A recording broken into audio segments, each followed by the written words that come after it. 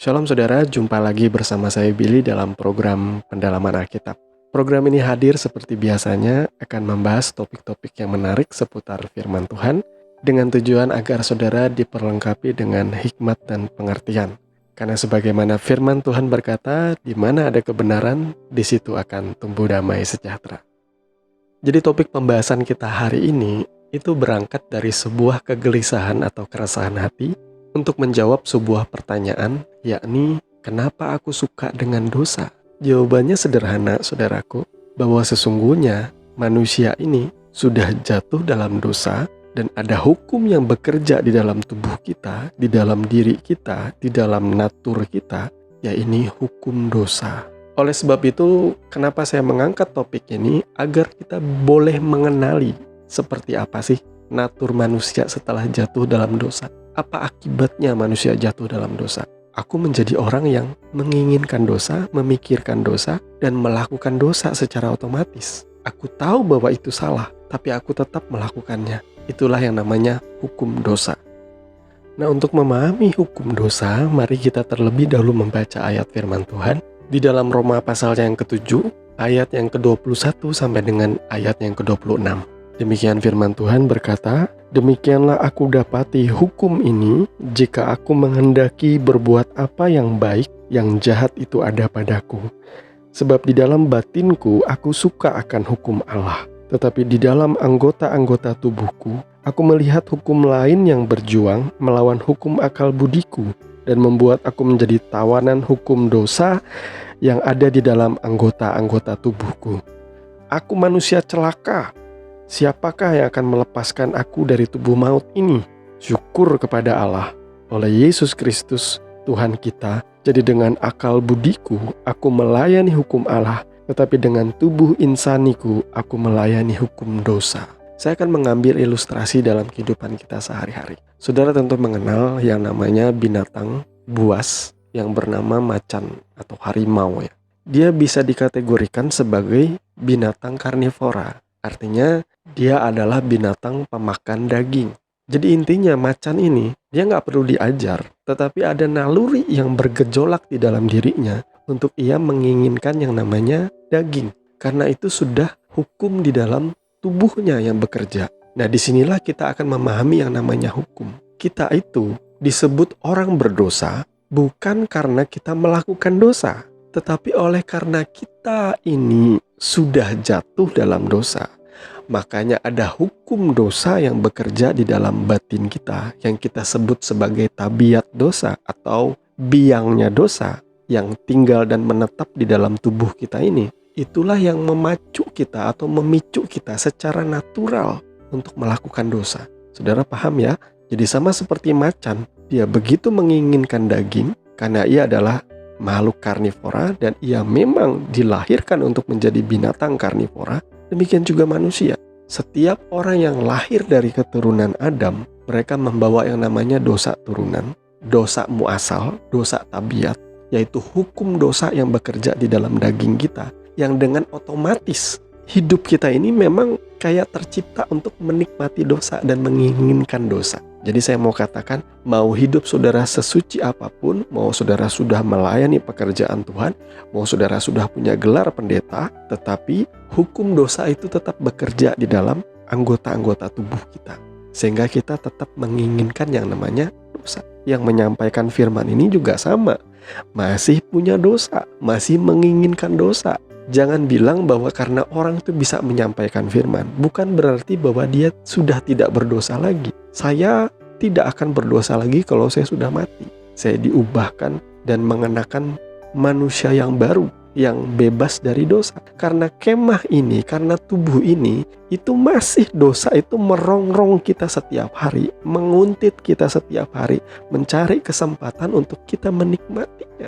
Itu sebabnya Tuhan Yesus berkata, "Pikullah salibmu, sangkal dirimu, dan ikutlah aku." Sangkal diri itu ya keinginan daging saudara yang bergejolak itu saudara harus bisa berkata tidak. Walaupun terkadang dalam sikon-sikon tertentu, katakanlah dalam saat-saat dimana kita tuh down, saat-saat dimana kita itu lagi tertekan dengan masalah-masalah dalam kehidupan, kita akan begitu mudah rentan terhadap serangan dosa, serangan iblis, dan iblis itu cuma bisa menawarkan dosa. Karena itu memang cara kerjanya iblis. Iblis nggak bisa serang kita, tetapi ia bisa menggoda keinginan daging kita agar kita jatuh dalam dosa dan kita menikmati dosa. Di situ kita menyakiti hati Tuhan. Di situ juga kita akan kena penalti atau hukuman dari Tuhan. Nah, bukti dari hukum dosa itu bisa kita lihat dalam kehidupan kita sehari-hari. Contohnya ya, firman Tuhan berkata di dalam 10 perintah Allah, jangan berdusta. Tetapi anak kecil, ia tanpa diajari, secara natural, ia bisa berbohong. Ia bisa berdusta. Saya ketika kecil pun sama. Pada waktu saya kecil, waktu itu kalau nggak salah, antara TK apa SD kelas 1, ya, saya mencuri yang namanya pepaya tetangga. Ketika saya mencuri, lalu ketahuan, dan kemudian tetangga itu memberitahu orang tua saya tetap kekeh tidak mengaku. Nah, tapi ketika diinterogasi atau ditanyai orang tua saya nggak mengaku. Saya bilang bukan saya yang ambil. Tetapi bukti kan ada di atas meja. Memang betul saya yang sudah mengambil pepaya milik tetangga. Tidak ada yang mengajari saya untuk mencuri. Tetapi ada keinginan untuk memiliki atau menikmati buah pepaya itu yang membuat saya terdorong untuk mencurinya tanpa diajari. Dan ketika kita tumbuh dewasa, kita akan menyadari tidak cuma dosa-dosa yang kecil saja, tetapi sampai dosa-dosa yang berat yang berkenaan dengan kehidupan kita sehari-hari mulai tumbuh di dalam diri kita dan mulai bergejolak, mulai menggeliat dan mulai merangsang keinginan kita untuk menikmatinya. Sebut saja yang namanya dosa perzinahan atau percabulan. Dosa ini dikenal oleh semua kalangan, oleh semua umur. Bahkan dari anak-anak SD, SMP saja sudah tahu yang namanya percabulan, perzinahan. Dalam kehidupan berumah tangga ada yang namanya dosa perselingkuhan. Itu juga sudah biasa terjadi. Dan siapa yang sanggup menolaknya atau menyangkalnya? Dosa itu begitu nikmat, begitu indah untuk dinikmati. Tetapi di balik itu semua ada kematian, ada hukuman. Firman Tuhan berkata, kalau kita memandang seorang wanita dan kita menginginkannya di dalam hati kita, kita sudah berzina dengan dia. Ini berat sekali ya. Belum melakukan, baru pengen aja sudah dosa. Betapa beratnya standar hukum Allah ini ya.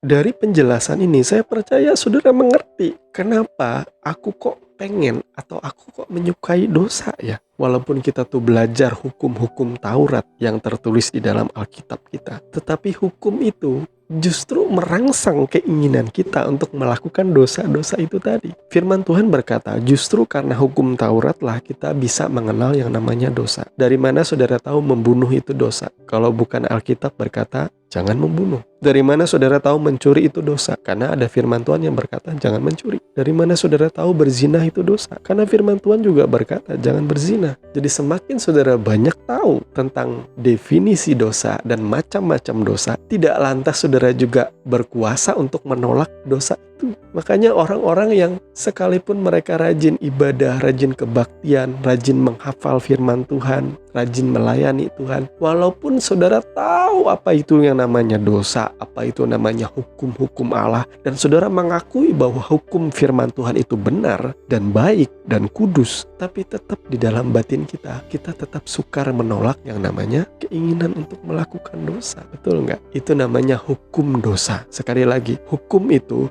melekat di dalam tubuh kita yang fana ini menjadi sebuah istilah yang Alkitab sebutkan sebagai keinginan daging. Makanya keinginan daging telah nyata, kata firman Tuhan dalam Galatia.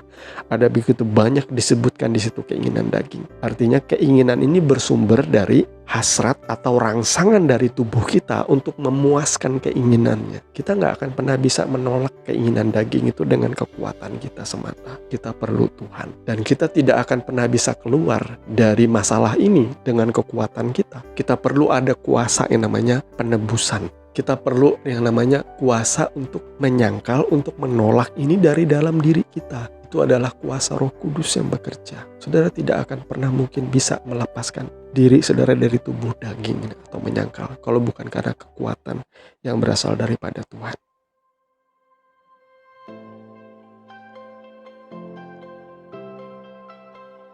Nah saudaraku, kita sudah sampai di penghujung dari program pendalaman Alkitab. Jadi saudara jangan bosan-bosan untuk belajar firman Tuhan, karena kita akan ketemu lagi di minggu yang akan datang Masih dengan pembahasan yang sama, yakni kenapa aku menyukai dosa.